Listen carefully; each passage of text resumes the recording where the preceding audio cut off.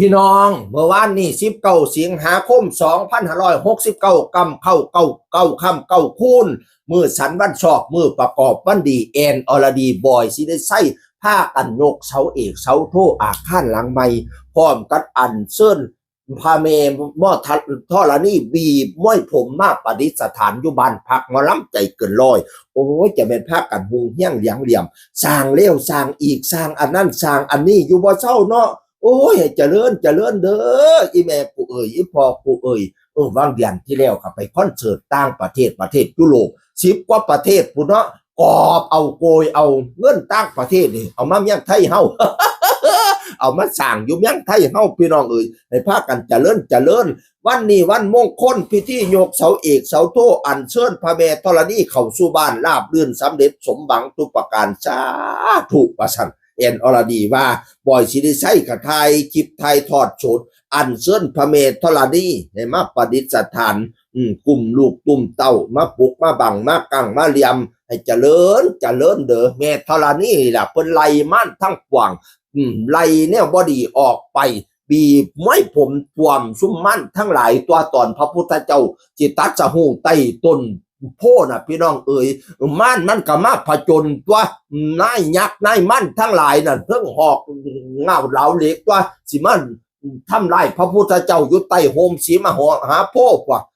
ทั้งลูกสาวนั่งพญาม่านกับปานนั่นนั่งตันหานั่นราคะนั่งอย่างนั้นน่ะมา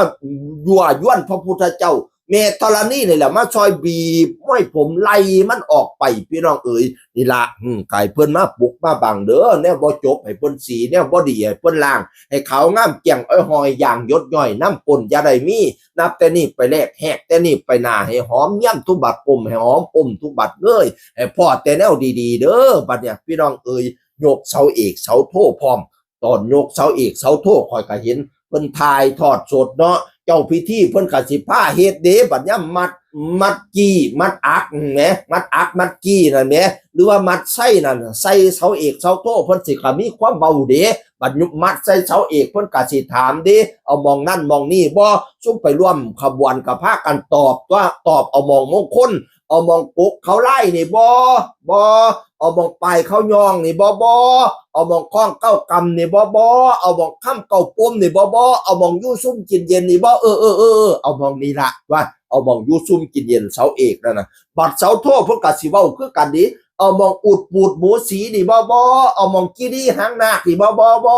เอามองตากถุงเงินถุงค่ำนี่บ่เอามองนี่ละเสาโทว่าจังซี่พี่น้องเพิ่นสิมีความเบาถามเฮาก็ตอบไปเอาบองมงคลนั่นละพี่น้องเอ๋ยบัดสิโยกเสาเอกเสาโทสร้างเฮียนสร้างซ่านนี่ต้องเชิญเมธรณีออกไปประดิษฐานหม่องอื่นก่อนดีเฮาสิบ่ได้สร้างความเฮียนความเพิ่นสิบ่ได้สร้างเฮียนทับเพิ่นอันเชิญตัวแต่งผ้าขาวผ้าหวานขันตอกดอกไม้ขันหามาเชิญเพิ่นสัตว์ตัวเจ้าพิธีก็สิพาวาสาธุข้าแต่เมธรณีเจ้าผู้ผมเย้าลากสนนองสถิตแห่งห้องในพื้นมนุษย์สาฝูงผู้ข่ามาขอกล่าวอันเชิญบ่ได้ล่วงเกินพ่อเม็ดสิเฮ็ดน้ำข้องเขาจังได้ว่าขันหามาขอขมาแม่ผู้คำบุญหนุนสงหวังดังวงอยู่นี่มาขอส่วนเพิ่งเย็นความจำเป็นจะมาขอยับขอย้ายบ่แม่นความแม่นกายมาว่อนไหวบอกกล่าวขอธรณีแก่นเงาว่อนเว้าให้หับขันแน่ถอนขน้อยสันตัวแล้วก็จุกเอาขี้ดินอยากเสมือนดังเมธรณีใส่ผ้าข้าวผ้าหวานใส่ขัน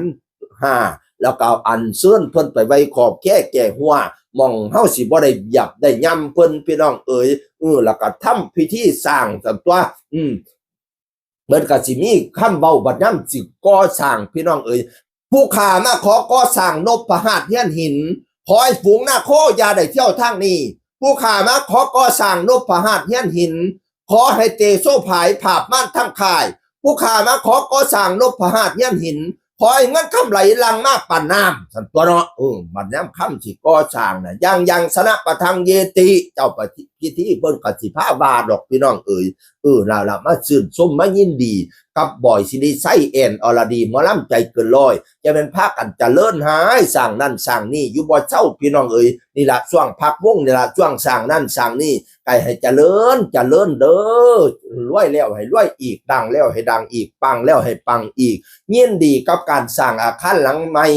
ละดีใจน้ำอันซึ่นเมธรณีบิดไว้ผมมาปกปักหักษา